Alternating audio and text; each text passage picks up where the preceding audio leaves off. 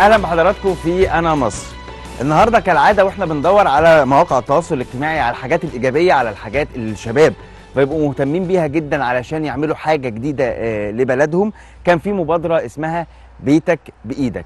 المبادره دي اكتشفها لنا ودعبس عليها الصحفي المجتهد جدا جدا وزميلنا في البرنامج حسن شرف. كالعاده تواصل مع صاحب المبادره الاستاذ محمود عبد الشافي. يعني ايه بيتك بايدك؟ بيتك بايدك الراجل اكتشف واتخض واتضايق لما لقى ان في اسعار بيوت موجوده في اسيوط قد اسعار البيوت اللي موجوده في دبي، لما لقى ارتفاع رهيب جدا جدا في المباني وفي الاسكان، وارتفاع الاسعار عموما في فكره المباني والاسكان تحديدا والشقق والحاجات اللي من النوع ده عامله لنا مشاكل كتير ما بين الزواج وما بين العنوسه وما بين الشباب اللي مش لاقي يشتغل وما بين الاجور الضعيفه، حاجات كتيره جدا.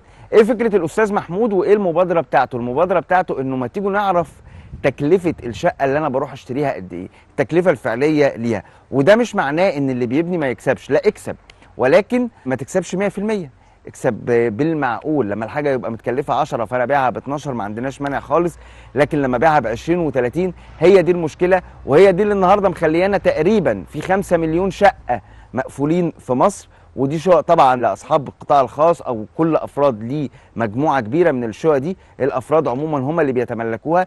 الدوله ممكن ما يكونش ليها سيطره على الموضوع ده، لكن انا كمان اقدر اشوف حل ان ال5 مليون شقه دول ازاي يتفتحوا، ويمكن كمان يكونوا زادوا، وده برضه هنعرفه من خلال الحلقه. تعالوا كده نجتهد، لان المشروع ده ممكن اي 5 6 7 8 يجتمعوا مع بعض يحطوا ايديهم في ايدين بعض ويبداوا يبنوا مشروع زي واحد من ال13 مشروع اللي تم تنفيذهم بالفعل اللي احنا موجودين فيه النهارده. تعالوا نعرف اتعمل ازاي، تكلفته كانت عامله ازاي، بداوا الخطوه ازاي. ومبادره مهمه جدا في بيتك بايدك في انا مصر. خليكم متابعين. طوبة فوق طوبة وابني مصر مكتوبة لابني وابنك، وعجبني انك مشاركني بتبني معاك. الحاج مصطفى كامل عبد الجواد من الفيوم وتقريبا اقدم غفير في المنطقه هنا، وعايزين نتكلم معاه عن فرق الاسعار بعد مشروع بيتك بايدك والاسعار حواليهم كمان عامله ازاي، خصوصا ان احنا قدام مشروع يمتلكه او خاص بالمهندس احمد. هيبقى لنا لقاء برضو معاه ونعرف التفاصيل اكتر منه، بس خلونا نرحب الاول بعم مصطفى. اهلا بيك يا عم مصطفى. يا اهلا وسهلا. المشروع ده لما جم كلموك عنه الشباب اللي هنا وقالوا لك احنا هنعمل حاجه بسعر التكلفه، هل فعلا الاسعار بسعر التكلفه؟ انت بتهيألي بترصد كمان او عندك فكره عن الاسعار حوالينهم؟ هنا الاسعار بالنسبه للقطعه هنا 260 متر، صاحبها بيطلب فيها دلوقتي 1,200,000. قطعه يطلب لك فيها 1,200,000. 1,200,000 ويطرح عليها حاجات تاني في الجهاز تروح يدفعها تاني بعد ما تدفع ده ولا لا؟ تمام. طيب تيجي للشقه، لو واحد عايز يشتري شقه دلوقتي بيقول لك المتر ب 4,500 لو قسط وعلى سنتين وتكون خلصت. 4,200 كاش. ده بالنسبه للشقه للمتر في الشقه. يعني الشقه تديك بتاع 700,000. تمام. الشقه هنا بكام؟ بيع وشراء؟ بتخش في 700,000. في 700,000 بتلاقيها نص تشطيب، يعني كمان مش هتلاقيها مشطبه كلها. احنا عرفنا اسعار الشقه منك هنا تقريبا، انت بتقول لي الوحده بحوالي 700,000 جنيه. ايوه مظبوط. انت ابنك بتجوزه ازاي لما تلاقي الشقه هنا ب 700,000 جنيه؟ طيب ما انا عشان كده بتجوزش. ما انا بكلمك الحقيقه، عشان كده انا عندي ولد بيكبر عايز اجوزه. طب هيجوزه فانا لازم اشيله شقه، ولو هاجي ناسبك انت بتقول لي الشقه قبل ما تقول لي حاجه، تقول لي الشقه صح. ودلوقتي الجو غير الاول. لا مؤاخذه بنتك بتجي تشوف الشقه الاول عندي وكده ما عجبتهاش الشقه من كده، فبتلقى البنات كبرت عشان الغلو اللي احنا فيه دلوقتي والمسكين ما ادعك في الارض، وتلقى الشباب التانيه كبرت، وتلقى الناس خربت حاجات في سبب الغلو. في اللي عنده 5 6 عماير وقافلهم وبيأجر بمزاجه طيب تيجي للايجار هأجر شقه ما معياش انا اشري، بتلاقي الايجار الشقه ب 4,000 في الشهر. طب انا بكسب انا دلوقتي اللي انا قاعد وغفير ولا ابني بيشتغل على موتوسيكل ولا بتاع اجيب من 4,000 كل شهر. فما بنأجرش، يبقى لازم نقعد، يبقى ده كبر، يبقى ده خش عند ده، يبقى السيريه خربت في سببها الغلو. لان الناس الجشعين اللي عندهم الحاجات دي كلها دي جشعان، والحكومه بقى الله يساعدها مش واخده بالها دي، ولا هي بتقول اراضي وبتاع. وفي خير، مصر مليانه خير والله. طبعا والله العظيم انا ما شفت خير قد مصر. والله. لا تقول لي سعوديه ولا تقول لي الدول الثانيه ولا احنا في خير، في نعمه كتير خالص، ارضنا واسعه. امال ايه اللي ناقصنا يا عم اللي ناقصنا بقى انت عايز يبقى عندك كتير ومالكش دعوه بيه. اكل ما اكلش، ما هو هيخش رمضان علينا هاو. انا هاكل بفراخ وبتاع وبنجهز لرمضان من دلوقتي. وانت بتقول يا رب القى العدس يوم رمضان. كل واحد دلوقتي ماشي، مين اللي سأل عن المسؤول؟ هنقول للحكومه، الحكومه الله يسعدها في اللي فيه. احنا دلوقتي عارف نقدر نمشي بعض. شايف ان احنا نفسنا مش قلبنا على لا بعض؟ مش على قلب بعض والله العظيم. ما احنا في الارزاق دي بتاع ربنا، ما احنا محتاجين حكومه فيها. والله ما احنا محتاجين حكومه فيها تساعدنا في الارزاق. احنا بنقول يا رب، والحرص ربنا ثم الحكومه.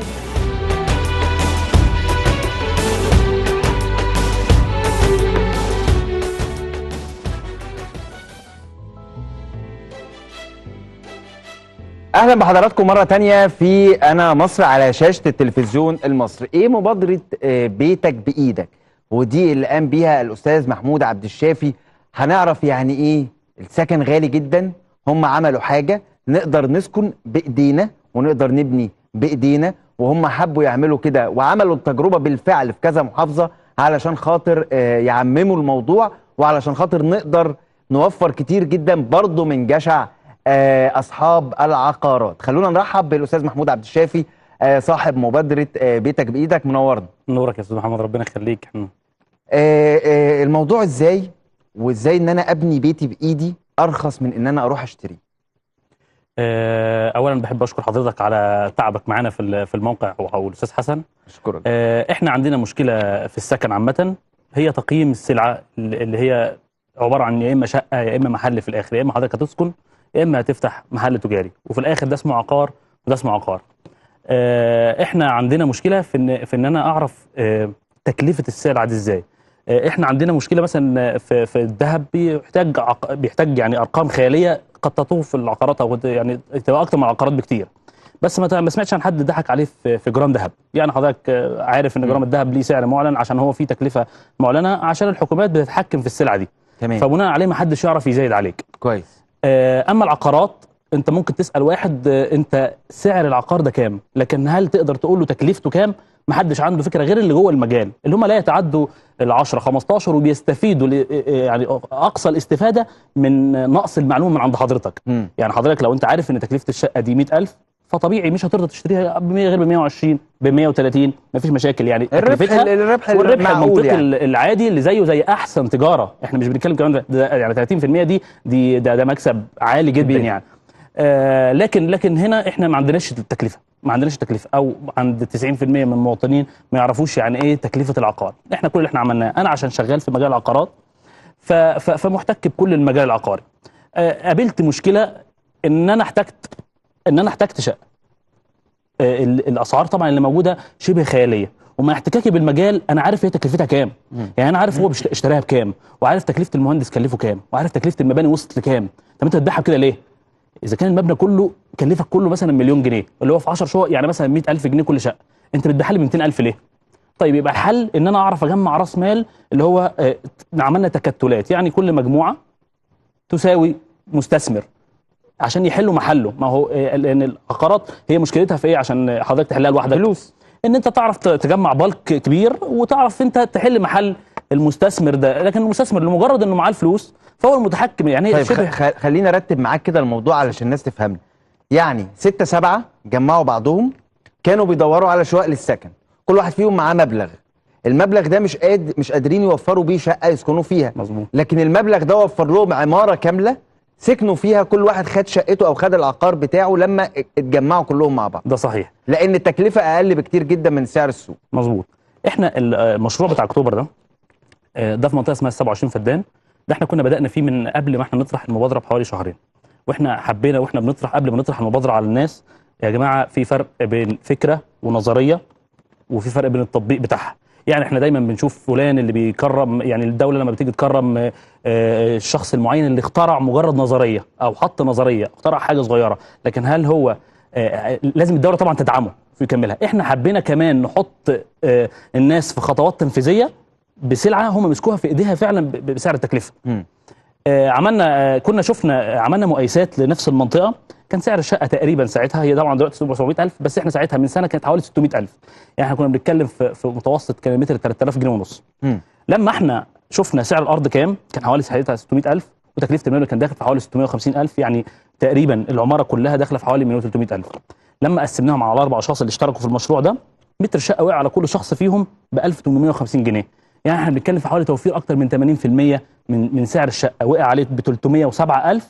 307,000 دي مش كاش برضه، دي تقسيط، يعني بيدفع جزء 150,000 وبيقسط زيه كانه بيشتري عند اي حد بالتقسيط، يعني مفيش اي ميزه التاني بيقدمها لك غير انه بيكسب فيك بس مش اكتر. يعني يا ريته اصلا يعني مثلا بيديك تقسيط اكتر، مواصفات اعلى بنفس المواصفات اللي حضرتك شفتها هم بيسلموا بيها، وقد تكون اقل منها بشويه، وفي اماكن بتبقى اوحش. احنا مختارين اماكن ممتازه، والتكلفه زي ما بنتكلم في فرق 100%. يعني الشقه ب 300 لما انت كنت بتشتريها ب 600 النهارده بقت ب 700. فحضرتك احنا بنتكلم في اللي كان يقدر يشتري شقه، اللي كان رايح يشتري نفس الشقه دي ب 700 بقى معاه شقتين وهكذا. فاحنا بنحط معيار لتقييم السلعه، السلعه بقت كذا، بقت ب 10 جنيه. فبناء عليه التاجر في المنطقه ما بيقدرش يتخطانا. هو دلوقتي كل اللي بيقدر يقوله ايه؟ ده عرض وطلب. انا ليه الناس اللي هناك طبقت المتر اهو زي ما حضراتكم مثلا بعد العرض فهيروحوا في نفس المنطقه، الناس بتتكلم في ان المتر وقع عليهم ب 1850 جنيه، انت بتبيعوا لي باربعه. هو كل اللي هيقدر يرد عليه وهيقول له ده عرض وطلب. التجربه الفعليه قالت ايه بقى؟ عملتوا ايه؟ احنا جمعنا بقى مجموعات في كل، احنا عملنا 13 مشروع مش مشروع واحد. 13 مشروع 13 مشروع وفي 2 حاليا شغالين. كويس. يعني 13 مشروع وصلوا للمرحله دي. كويس. وفي 2 حاليا يعني في اجراءات الترخيص، لكن تم اكتمال المساهمين فيها وشراء الارض وماشيين. احنا بنجمع مجموعه. احنا الاول عملنا ويب سايت بسيط كده، بنجمع فيه كل واحد بيحب يسجل عليه، بيسجل بيقول انا امكانياتي كذا وعايز اشترك في المنطقه دي. بقى عندي حوالي 10 اشخاص مثلا في حدود ال 100,000. فبنروح للمنطقه اللي هم عايزينها وبنشوف لهم قطعه ارض مثلا في نطاق ال 500,000 ال 600,000 اللي احنا بنتكلم فيها، عشان باقي المبلغ نبني لهم بيه. وبناء عليه بنشتري الارض باسامي الناس دي. احنا كل اللي بنعمله احنا بنهندل لهم الامور بس مش اكتر من كده.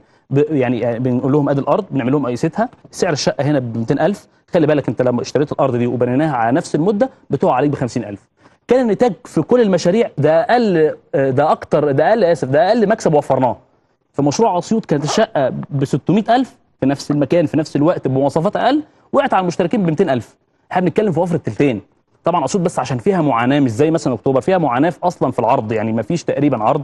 فبناء عليه المستثمر بيحط الارقام اللي هو عايزها بدون النظر بقى لتكلفتها ولا العامل الوقت ولا اي حاجه. هو انا لمجرد ان انا ما فيش غيره تقريبا بيبيع في الشارع عشان ما فيش معروض، فبناء على الشقه دي وقعت عليه ب 100,000 او 200,000 وانا ببيعها ب 500 600,000. طب استاذ محمود، لو النهارده انت عايز الحكومه تساعدك في مشروع زي ده، ايه اللي ممكن تطلبه منها؟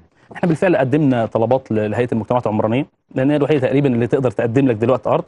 قدمنا طلبات ان احنا عايزين ارض نشتريها بنفس المواصفات اللي الناس بتشتري بيها، يعني مش عايزين يعني حتى كمان مش بنقول ببلاش، لا بنفس السعر. لان اللي بيحصل ايه دلوقتي حضرتك، مهما كان العرض مثلا في القرعه الاخيره او القرعه اللي قبلها، فمهما كان العرض اللي بيحصل ايه اللي بيترس عليه الارض بيبيعها باوفر الضعف، فبرضه بتوصل لنا احنا باوفر الضعف. فالوفر ده اولى بالناس، والراجل ده بيدخل مجرد استثمار ولا مجرد انه معاه فلوس، يعني مش اكتر من كده. يعني احنا كل طالبينه ان واحنا قدمنا بالفعل ده، بس طبعا هنرد عليك يعني وبدون رد. يعني احنا قدمنا طلبات ان احنا عايزين تخصص لنا ارض بتكلفتها بدون اي دعم يعني زياده ولا حاجه، وبنفس التسهيلات اللي بتقدمها للمواطنين، ولكن مشروع نقدر نقوم بيه للناس. ادي تكلفه الارض يا جماعه للناس، وادي المبنى، مش عايزين اكتر من كده. توفر لنا ارض في المجتمعات العمرانيه يعني اللي موجوده حاليا.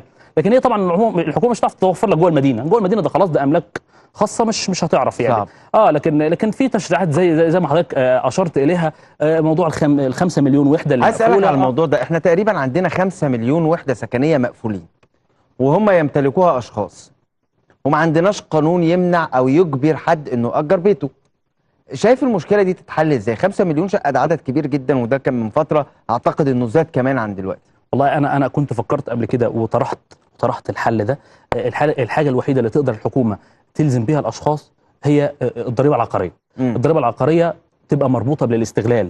يعني هو معظم حاليا للاسف معظم اللي بيشتري مش بيشتري بهدف السكن، لا ده مجرد ان هو معاه فلوس، فبقوا اللي بيشتروا مجموعه معينه فوق هم اللي بيشتروا وبيتداولوا من بعض، تحت ده اصلا فقد الامل في انه يشتري، فبقى خلاص مش شايل هم الموضوع ده.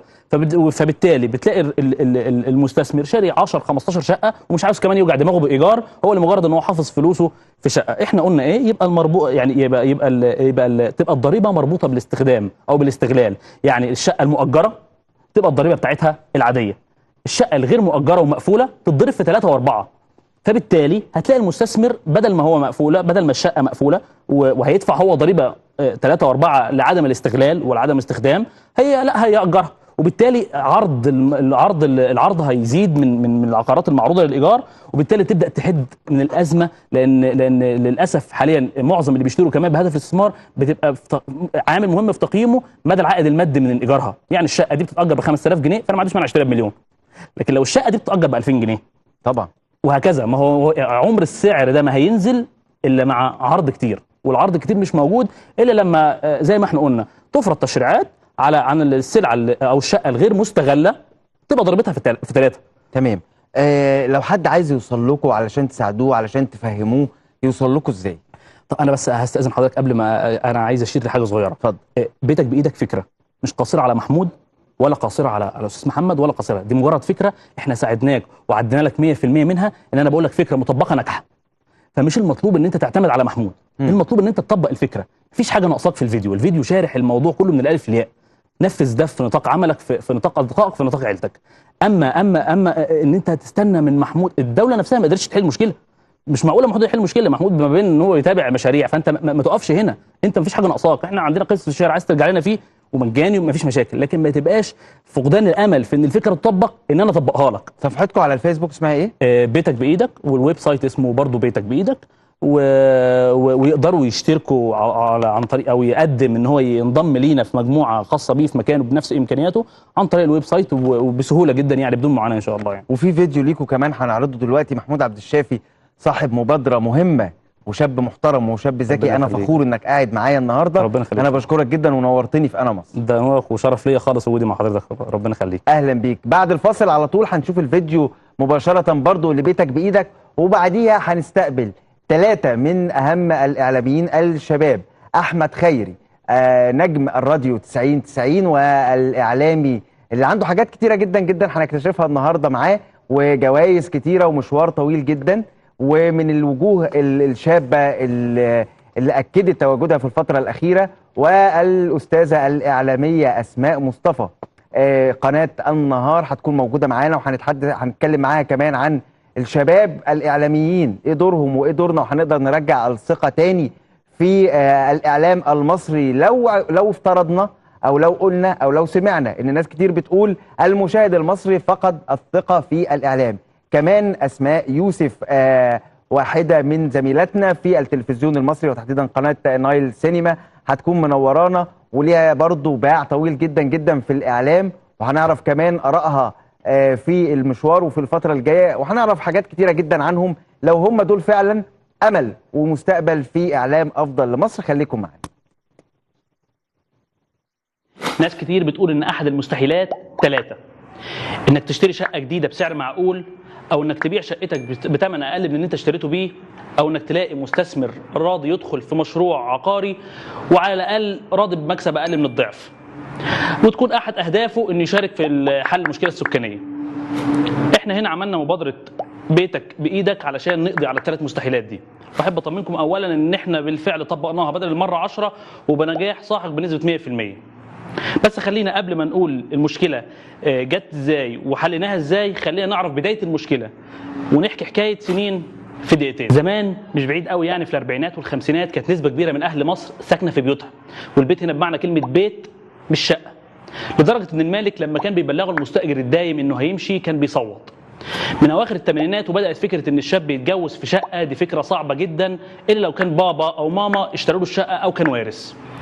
من التسعينات لحد دلوقتي تقريبا محدش بيتجوز. مش هدخل في اسباب اقتصاديه من ركود وتوجه، خلينا ندخل في الواقع على طول. هو انك لو معاك مبلغ زي 250,000 جنيه في محافظه فقيره زي محافظه اسيوط هتعملهم قراطيس، وللاسف برضه مش هتلاقي شقه. علشان كده كان لازم نلاقي حل، والحل ده احنا بالفعل لقيناه وطبقناه بدل المره اكتر من مره بنجاح ساحق، لدرجه ان الناس اللي دخلته وعملته كانوا غرضهم في الاول والاخر ان هم يسكنوا، بس لما شافوا كم المكسب والتوفير بقوا دخلوا الدايره الثانيه اللي هي تاجر العقارات او المستثمرين العقاريين. الحل ده سميناه بيتك بايدك، والمسمى القانوني بتاعها اتحاد الملاك. فكرتنا هي ان احنا نجمع من 8 اشخاص ل 20 شخص، على الاقل هيكونوا في مستوى اجتماعي متوسط قريب من بعض، يا اما يعرفوا كلهم بعض او نصهم يعرف الثاني، ورضوا يعيشوا حياتهم في مبنى واحد مقفول عليهم باب واحد. 8 اشخاص دول هيثقوا في واحد بس منهم اللي هو اسمه مأمور اتحاد الملاك، وده اللي هيقوم بالعمليه برمتها سواء بشخصه او بمساعدتهم، وهنحدد مبلغ في امكانيات كل الاشخاص دي وبعدها هنبدا نتحرك. وبكده الحل مش بس مناسب للسكن، ده كمان مربح وخلاك شخص فاهم وعارف بيعمل ايه، مش مجرد شقه والسلام.